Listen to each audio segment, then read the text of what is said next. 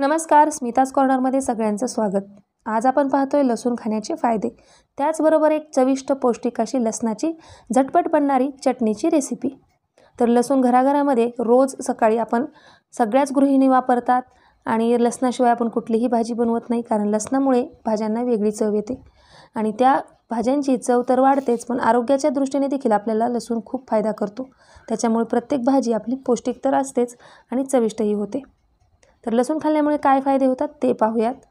तर लसूण खाल्ल्यामुळे आपला रक्तदाब नियंत्रित राहतो, वजन कमी होण्यास मदत होते, हृदय निरोगी राहण्यास मदत होते, सर्दी खोकल्यावरती आपल्याला त्याचा फायदा होतो, आपली पचनक्रिया सुधारते, श्वास घेण्याचा त्रास असेल तर त्याच्यावरती उपयोग होतो, कॅन्सरसारखा धोका कमी होण्यासाठी मदत होते, कोलेस्ट्रॉल कमी करते, मधुमेहाचा धोका कमी होतो, हिमोग्लोबिन वाढण्यास देखील लसूण आपल्याला मदत करतो। लसणामध्ये विटामिन B6 आणि विटामिन C मोठ्या प्रमाणात आहे आणि विटामिन B6 मुळे आपली चयापचय सुरळीत होतं, ते सुरळीत होण्यासाठी त्याचा उपयोग होतो आणि रक्तातील जी आपली साखरेची पातळी आहे ती देखील नियंत्रित राहण्यासाठी मदत होते आणि विटामिन C मुळे आपल्या शरीराला भरपूर फायदा होतो। तर हे झाले लसूण खाल्ल्यामुळे होणारे फायदे। लसूण हे एक नैसर्गिक अँटीबायोटिक आहे आणि आपल्या शरीरासाठी ते एक नैसर्गिक स्क्रबर म्हणून काम करतं। लसूण खाल्ल्यामुळे आपलं शरीर आतून स्वच्छ होण्यासाठी मदत होते। तर हे झाले लसूण खाण्याचे फायदे। आता लसणाची चटणी कशी बनवायची ते पाहूयात। तर लसणाची चटणी बनवण्यासाठी इथं 2 लसणाचे कांदे घेतले, त्याला पाकळ्या वेगळ्या करून स्वच्छ करून त्याची साल काढून घेतली आणि हा लसूण आता आपल्याला खलबत्त्यामध्ये थोडासा ठेचून घ्यायचा आहे। तर सकाळी अनुशापोटी जेव्हा कच्चा लसूण खाऊन आपण जर वरतून 2 पाकळ्या कच्च्या लसणाच्या खायच्या आणि कोमट पाणी जर पिलं वरून, तर त्याचे आपल्या शरीरासाठी अधिक फायदे होतात। पण बऱ्याच जणांना कच्चा लसूण खायला आवडत नाही, कारण त्याचा उग्र वास आणि तिखटपणा नकोसा वाटतो। तर अशा लोकांनी ही चटणी नक्की ट्राय करा, त्याचे तुम्हाला सगळेच फायदे होतील लसणाचे।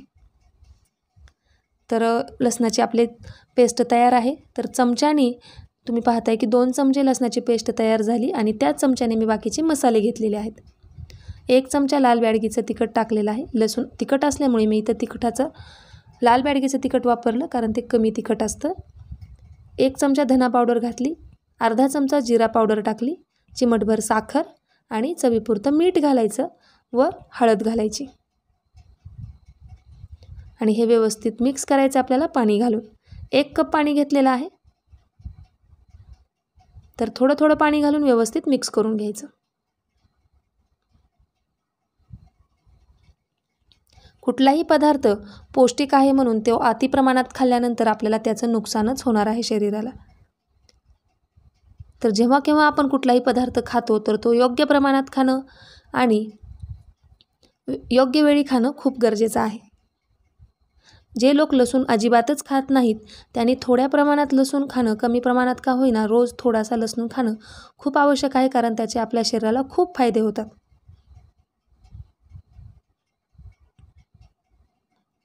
त्याच्यानंतर आता आपण गॅसवर कढई ठेवले आणि त्याच्यामध्ये 2 चमचे तेल घालून जिरे 1 चमचा मोहरी घातली।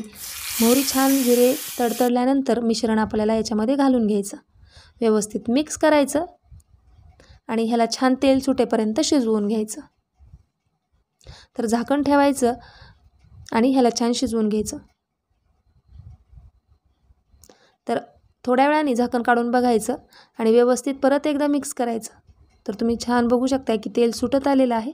आता ह्याला आपण झाकण न ठेवता शिजवून घेणार आहोत। तर आपली चटणी छान शिजलेली आहे। याच्यामध्ये अर्ध्या लिंबाचा रस घालायचा, लिंबाच्या बिया जाऊ द्यायच्या नाहीत, जरी एखादी चुकून बी पडली तरी त्याला बाजूला काढून घ्यायचं आहे। भरपूर कोथिंबीर घालायची, व्यवस्थित मिक्स करायचं आणि गॅस बंद करून टाकायचा। तर तुम्ही पाहू शकताय चटणी आपली खूप छान झालेली आहे। जितकी दिसायला छान दिसत आहे तितकीच चविष्ट पौष्टिक आहे। ज्यांना कच्चा लसूण खायला आवडत नाही त्यांनी ही चटणी नक्कीच ट्राय करून बघा। भाकरी, ताक आणि ही चटणी खूप छान लागते। त्याचबरोबर रोज तोंडी लावायला जरी तुम्ही ही चटणी बनवली तरी देखील चालेल। ही चटणी एकदा बनवल्यानंतर तुम्ही 2-3 दिवस आरामात खाऊ शकता।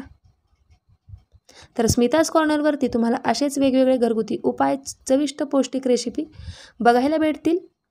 त्याच्यासाठी स्मिताज कॉर्नरला सबस्क्राईब करा, बाजूला असलेले बेल आयकॉन प्रेस करून ऑल बटनवरती क्लिक करा, जेणेकरून माझ्या व्हिडिओचं नोटिफिकेशन तुम्हाला मिळत राहील आणि तुम्हाला व्हिडिओ बघायला मिळतील।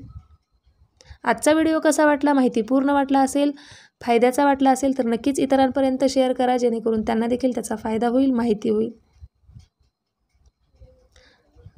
परत भेटू अशाच माहितीपूर्ण आणि घरगुती उपायांसोबत. तोपर्यंत सगळ्यांचे मनापासून धन्यवाद. असाच सपोर्ट, अशीच साथ तुमची माझ्यासोबत राहू दे.